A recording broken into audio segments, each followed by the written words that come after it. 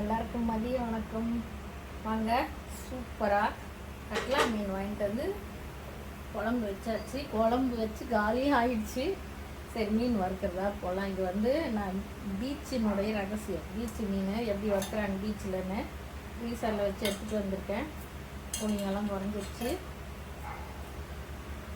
கட்லா மீன் அப்படியே ஃப்ரெஷ்ஷாக அந்த சம்பரமாகத்தில் உயிரோடு வெட்டி தருவாங்க. அங்கே போய் வாங்கிட்டு வருவாங்க. நான் கலந்து வச்சுட்டேன். அப்பப்போ கொஞ்சம் கொஞ்சமாக கலக்கிறத வேணும்குள்ளே நம்ம கொஞ்சம் கொஞ்சம் எடுத்துக்கலாம். இதில் வந்து கார்ன்ஃப்ளவர் மாவு 3 ஸ்பூனு, நம்ம மிளகாத்தூள் வந்து ஒரு 2 ஸ்பூனு, சீரகத்தூள் 1 ஸ்பூனு, மிளகுத்தூள் 1 ஸ்பூனு, கொத்தமல்லி தூள் வந்து தனியாத்தூள் 2 ஸ்பூனு. கட்டாயம் கார்ன்ஃப்ளவர் மாவு வைங்க. அப்படி கார்ன்ஃப்ளவர் மாவு இல்லைன்னா பச்சரிசி கலந்துக்கோங்க. பச்சரிசி கூட சூப்பராக அந்த மொறுமொறுப்பு நல்லாயிருக்கும், டேஸ்ட்டு நல்லாயிருக்கும். நான் கொஞ்சம் பச்சரிசியும் 1 ஸ்பூன் போட்டுவிட்டேன். பச்சரிசி 1 ஸ்பூனு, கார்ன்ஃப்ளவர் மாவு 3 ஸ்பூனு, மிளகாத்தூள் 1 ஸ்பூனு, தனியாத்தூள் ஒரு 2 ஸ்பூனு, மிளகுத்தூள் 1 ஸ்பூனு, சீரகத்தூள் 1 ஸ்பூனு, மஞ்சள்தூள் ஒரு அரை ஸ்பூன் கலந்து வச்சுருக்கேன். பீச்சிலலாம் அந்த ஜிலேபி பவுட்ரு, ஜாங்கிரி பவுட்ரு கொஞ்சம் கலப்பாங்க. அது கொஞ்சம் கலந்து வச்சா அது அந்த நம்ம பீச்சில் வாங்கி சாப்பிட்ற மாதிரியே இருக்கும். கட்டாயம் மிளகுத்தூள், சீரகத்தூள், தனியாத்தூள் இதெல்லாம் வச்சா தான் அந்த டேஸ்ட்டு. வாங்க, வானல் வச்சுட்டேன். ஸ்டவ் பற்ற வச்சுக்கலாம். நாங்கள் சாப்பிட்றது நல்லெண்ணெய். எப்பயுமே நான் நல்லெண்ணெயில் தான் மீனே வறுப்பேன். கொஞ்சம் நல்ல நிறைய ஊற்றிக்குவோம். இதை அப்படியே இந்த இதில் வச்சு தண்ணியெல்லாம் ஊற்றி கலக்கக்கூடாது. தண்ணி ஊற்றி கலக்குனிங்கன்னா அந்த டேஸ்ட்டு நல்லா இருக்காது. நம்ம அந்த பீச்சில் வாங்கி சாப்பிட்ற மாதிரி இருக்காது.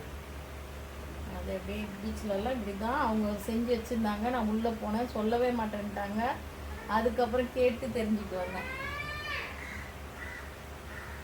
இது வந்து தண்ணி கலக்காக செய்யணுங்களா, அப்போ தான் அந்த டேஸ்ட்டு, அந்த கலரு எல்லாம் நல்லா வருங்களா. இது மீதியானாலும் நம்ம எடுத்து வச்சுக்கலாம். பாருங்கள், நேற்று கொஞ்சம் பரட்டி எடுத்து வச்சுக்கிட்டேன். இன்னும் கொஞ்சம் இது வந்து 1 மாதம் ஆனாலும் கிடவே கிடாது. நீங்கள் ஒரு நல்லா கலக்கி எடுத்து ஒரு டப்பாவில் கொட்டி ஃப்ரீசரில் வச்சு ஃப்ரிட்ஜில் வச்சுக்கோங்க. வேணும்குள்ளே எடுத்து நம்ம பரட்டிக்கலாம். அப்போ கொஞ்சம் கொஞ்சம் கலந்துட்டு மீதியானால் அது வேஸ்ட்டாக போகிறத இப்படி கலந்து வச்சிட்டிங்கன்னா ஒரு 2 ஸ்பூன் 3 ஸ்பூன் கலந்துக்கலாம். நான் நிறைய கலந்து வச்சுருக்கேன். அதில் ஒரு 5 ஸ்பூன் இப்போ போய் எடுத்துகிட்டு வந்தேன். காலையிலே எடுத்து வச்சுட்டேன், கூலிங் குறையிட்டு வந்தேன். மீன் எடுத்து வச்சுட்டு இதை எடுத்து வச்சுக்கோங்க. நம்ம வேணும்குள்ளே அப்பப்போ எடுத்துக்கலாம். நம்ம அப்பப்போ மசாலா கலந்து அது மீதி ஆகி வேஸ்ட்டாக போகும். இது நல்லாவும் இருக்கும் பாருங்கள், போட்டு எடுக்கிற பாருங்கள் எப்படி இருக்கு.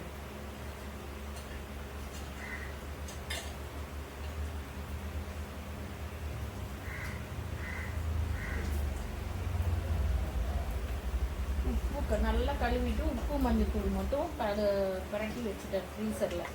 அது காலையில் எடுத்து வச்சுட்டு வந்து 8 மணிக்கு ஒன்றும் கூலிங் குறையும். செம்ம டேஸ்ட்டாக இருக்குது பாருங்கள். சாப்பிட்றதுக்கு நல்லா டேஸ்ட்டாக இருக்குது. இப்போ உள்ளே போய் கேட்டு சொல்லவே மாட்டேன்ட்டாங்க. அதுக்கப்புறம் நான் சொன்னேன் இந்த மாதிரிங்கன்னா அதை குழந்தைங்களுக்கெல்லாம் செய்யறதுக்கு ரொம்ப நாளாக நான் கேட்கணும் அப்படின்னு. சரிம்மான்னு அதுக்கப்புறம் சொன்னாங்க. வச்சாச்சு. நல்லெண்ணெய் நிறைய ஊற்றிக்குவோங்க. இந்த வானல் இந்த ஆயில் சேர்த்தா தான் கொலஸ்ட்ரால் இருக்கிறவங்களுக்கெல்லாம் இந்த தோசைகளில் போட்டு சாப்பிட்டா அவ்வளோ நல்லது. வச்சிடலாம், அப்படி வச்சுக்கலாம். வேகட்டும். இந்த சேனல் பார்க்குறவங்க லைக் பண்ணுங்கள், கமெண்ட் பண்ணுங்கள், ஷேர் பண்ணுங்கள். புதுசாக பார்க்குறவங்களாம் ஒரே ஒரு சப்ஸ்கிரைப் பண்ணி விடுங்க. எல்லோரும் பார்க்குறீங்க, எல்லாருக்கும் நன்றி. பார்க்குறீங்க, ஆனால் லைக் மட்டும் பண்ண மாட்டேங்கிறீங்க. லைக் பண்ணி விடுங்க பார்க்குறவங்களாம். எல்லாருமே பெல் பட்டன் டச் பண்ணிக்கோங்க. அப்போ தான் என் வீடியோ உடனுக்குடன் உங்களுக்கு வரும்.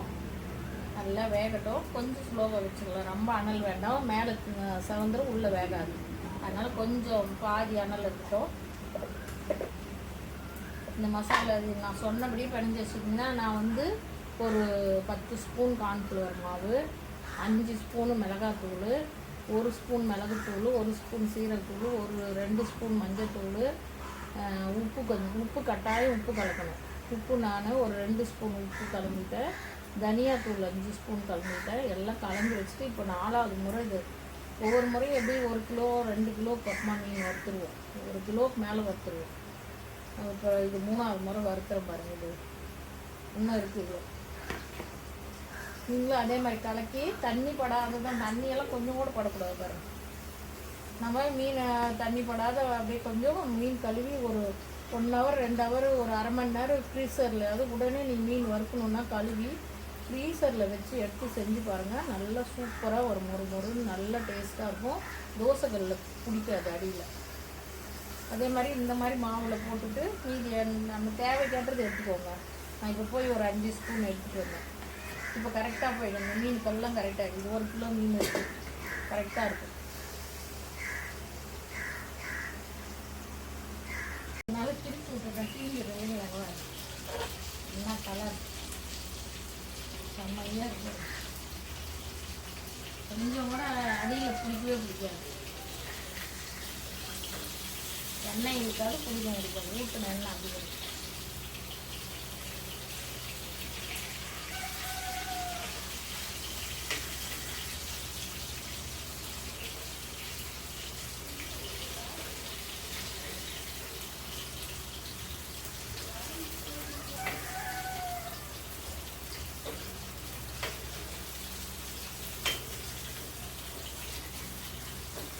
எண்ணெய் ஊற்றின எண்ணெய் அப்படியே இருக்கும். அப்படியே இருக்குது.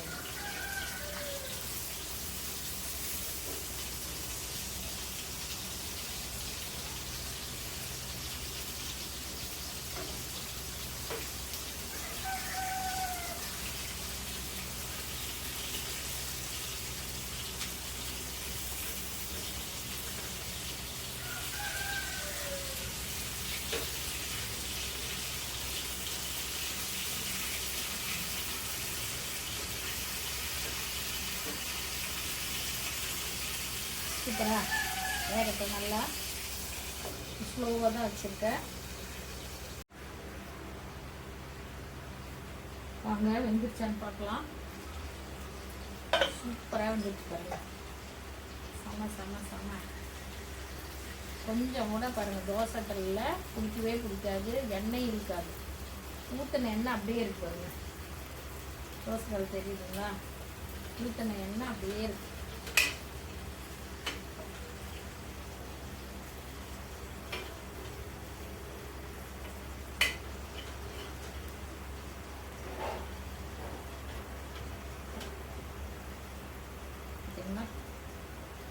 கொஞ்சம் கூட எண்ணெயில் வரன்னு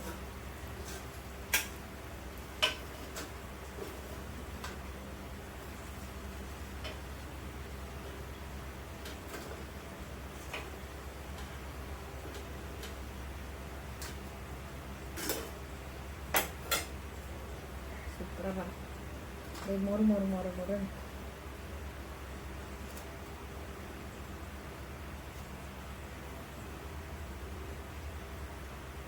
சூடாக இருக்கும். உள்ளே சாப்பிட்டா இருக்கும், மேலே மொறுன்னு இருக்கும். அதனால தான் அந்த பீச்லலாம் அதுதான் ரகசியமே. பாருங்கள், மேலே மொறுன்னு இருக்கும், உள்ளே அவ்வளோ சாஃப்டாக இருக்குது. மேலே ஃபுல்லாக மொறுன்னு இருக்குது, உள்ளே நல்லா சாஃப்டாக இருக்குது.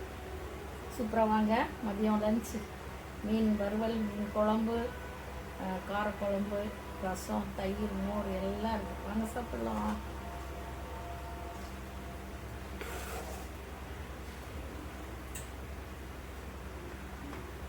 இது நிறைய மசாலா கூட இருக்கிறது இல்லை, கம்மியாக தான்.